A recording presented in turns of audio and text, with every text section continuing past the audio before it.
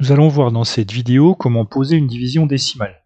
Je te propose de regarder avant comment poser une division euclidienne. Trois exemples ici. Donc, une division de 754 par 8, donc une division de nombre entier. On va voir ce qui se passe après la virgule. Division de 15,32 par 3, donc division d'un nombre décimal par un nombre entier. Et enfin, division de 5,142 par 6, ici, le dividende étant plus petit que le diviseur. Donc première division, 754 divisé par 8. On commence exactement comme avec une division euclidienne. Donc on peut se mettre la table du 8 pour avoir un petit peu d'être. Alors en 7, combien de fois 8? C'est pas possible, donc je n'aurai pas de centaines au quotient. En 75, combien de fois 8? C'est possible, donc j'aurai des dizaines au quotient, donc de chiffres au quotient, à la partie entière du quotient. En 75, combien de fois 8? Eh bien 9 fois 8, ça fait 72, que j'enlève à 75, il reste 3. J'abaisse le 4 des unités. En 34, combien de fois 8? Eh bien 4 fois 8, ça fait 32. Donc 4 fois 8, 32, que j'enlève à 34, il reste 2. J'ai fait ma division euclidienne. Mais en fait, 754, c'est comme 754,0, 0 dixième. Donc je peux continuer pour voir ce qui se passe au niveau des dixièmes ici. J'abaisse mon 0 dixième, je vais donc partager cette fois mes 20 dixièmes en 8. En 20, combien de fois 8? Eh bien 2 fois. J'aurai donc ici 2 dixièmes. 2 fois 8, ça fait 16, que j'enlève à 20, il reste 4. Mais j'ai aussi ici un 0 pour les centièmes. Je vais donc avoir ici un chiffre des centièmes. J'abaisse mon 0 et je cherche en 40 centièmes. Combien de fois je peux mettre 8? Eh bien 5 fois. 5 fois 8, ça fait 40. 40 que j'enlève à 40, il reste 0. Ici, la division se termine. J'arrive à un reste nul. Le quotient est donc un quotient exact. Je peux donc écrire que 754 divisé par 8 est égal à 94,25.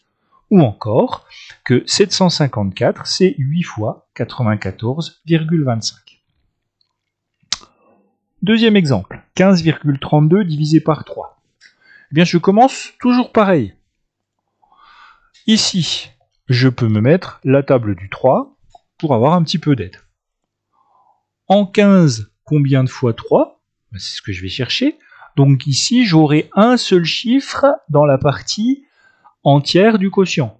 En 15, combien de fois 3? Eh bien 5 fois. 5 fois 3, ça fait 15. Que j'enlève à 15, il reste 0.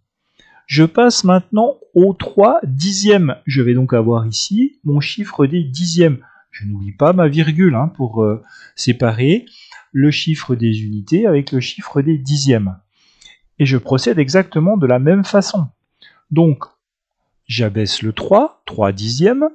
En 3, combien de fois 3? Eh bien, une fois. Une fois 3, ça fait 3. Que j'enlève à 3, il reste 0. Je m'occupe maintenant du chiffre des centièmes. Donc, les centièmes au quotient. J'abaisse le chiffre des centièmes. En 2, combien de fois 3? Bien, 0 fois. 0 fois 3, ça fait 0. Que j'enlève à 2, il reste 2. Et je continue.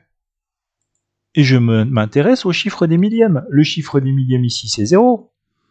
Donc je vais avoir un chiffre des millièmes au quotient. J'abaisse mon 0. En 20, combien de fois 3? Eh bien, 6 fois. 6 fois 3, ça fait 18. Que j'enlève à 20, il reste 2. Et là, je me rends compte de quelque chose. Eh bien, à chaque fois, j'ai un reste qui est égal à 2. Si j'abaisse encore un 0 en 20, combien de fois 3? 6 fois. 6 fois 3, 18.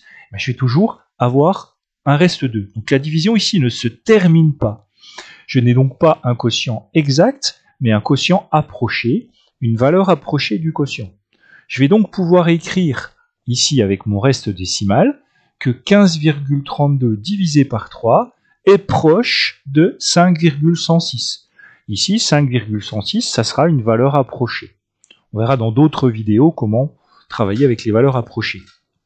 Donc, si je voulais écrire une égalité, eh bien 15,32 c'est 3 fois 5,106, mais plus quelque chose. Mais attention, ce reste ici, ce 2, eh bien c'est 2 millièmes. Hein, il est bien dans la colonne des millièmes. Donc 15,32 égale 3 fois 5,106 plus 2 millièmes. Dernier exemple, 5,142 divisé par 6. Alors, la table du 6, hein, pour me donner un petit coup de main éventuellement. Mais attention ici, je vois que 5 est inférieur à 6. Mon dividende est inférieur à mon diviseur. Ce qui veut dire que mon 5, eh bien, dans 5, je ne peux pas prendre 6. J'aurai donc 0 fois 6, 0 unité. Je ne peux pas aller directement à 51, puisque 51, ça serait 51 dixièmes, et j'aurai ici un chiffre des dixièmes, c'est ce qu'on va voir après. Donc je ne traverse pas la virgule, hein, je m'arrête à la partie entière. En 5 unités, eh bien, je ne peux pas mettre 6 unités, donc 0 fois. 0 fois 6, ça fait 0, que j'enlève à 5, il me reste bien 5 unités et 1 dixième. Je vais donc ici avoir des dixièmes que j'abaisse, et mes 51 dixièmes, eh bien dans 51 dixièmes, je peux mettre 8 fois 6, c'est-à-dire 48 dixièmes, que j'enlève à 51, il m'en reste 3. Je m'occupe des centièmes, 4 c'est le chiffre des centièmes, j'aurai donc ici au quotient des centièmes, j'abaisse le 4. En 34, combien de fois 6? Eh bien 5 fois. 5 fois 6, ça fait 30, que j'enlève à 34, pardon, il reste 4.